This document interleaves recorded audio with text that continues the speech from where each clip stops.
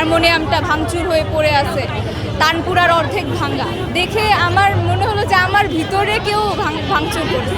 ছায়ানট ভাই আমাদের বাসস্থান বলা যায়, দ্বিতীয় বাসস্থান, আমাদের বিদ্যালয়। এটা আমাদের একটা প্রতিদিনের জীবনের অংশ হয়ে গেছে। যখন শুক্রবার এখানে ক্লাস করতে আসি, সপ্তাহে একটা দিন মনে হয় আমি আমার চেনা পরিচিত জায়গায় চলে আসছি, আর নিজেকে একটা সংস্কৃতির ধারক মনে হয় যে আমি আমার বাংলাদেশকে রিপ্রেজেন্ট করছি, বাঙালিকে রিপ্রেজেন্ট করছি। কিন্তু সেদিন যখন এই ঘটনাটা, সেদিন আমাদের ক্লাস ছিল সকালবেলা, আমি উঠে রেডি হব, ওই সময় হঠাৎ সোশ্যাল মিডিয়া খুলে দেখি আমাদের ক্লাসরুমের এরকম অবস্থা, হারমোনিয়ামটা ভাঙচুর হয়ে পড়ে আছে, তানপুরার অর্ধেক ভাঙা দেখে আমার মনে হলো যে আমার ভিতরে কেউ ভাঙচুর করছে। ক্লাসে অ্যাটেন্ড তো সেদিন করতে পারলাম না, কবে খুলবে কিচ্ছু জানি না।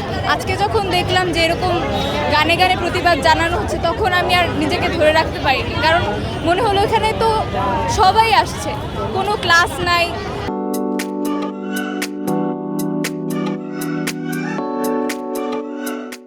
কে হিন্দু, কে মুসলিম, কে খ্রিস্টান, কোনো কিছু না। এখানে সবাই আমরা একসাথে হয়েছি জাস্ট ছায়ানটের শিক্ষার্থী। আমরা শুধু ছায়ানট না ভাই, উদীচী বলেন, আমরা সবাই শিল্পী, সঙ্গীত করি, নৃত্য করি। তাই আমরা এখানে এই মেসেজটাই দিতে এসেছি যে এই সহিষ্ণুতা বন্ধ হোক আর কি।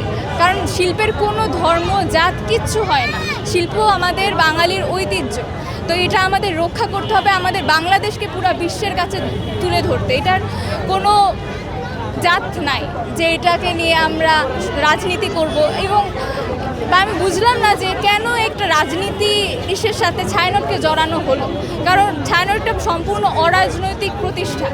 তো আমি চাই সরকার বিষয়টা দেখুক, আর আমাদের যেন সংস্কৃতি এভাবে ধ্বংস না হয়। আমাদের মতো লক্ষ লক্ষ শিল্পী যেন তাদের বিদ্যালয়, তাদের প্রাণের বাসস্থান না হারায়। যে বাদ্যযন্ত্রটা বাজাই, তানপুরা হোক বা হারমোনিয়াম হোক, আমরা সেটা প্রণাম করে আমাদের সঙ্গীত শুরু করি। বা যারা নৃত্যকলায় আছেন, ওনারা ওনাদের যে ঘুঙুর হয় সেটাকে প্রণাম করে শুরু করে। আমাদের কাছে ছায়ানট একটা উপাসনালয়।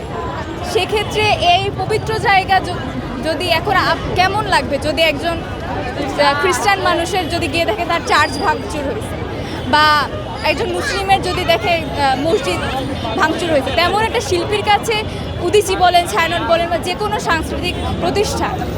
তাই আমাদের কাছে এটা অনেক বড় একটা বিষয়, আমাদের অস্তিত্ব নিয়ে টানাটানি।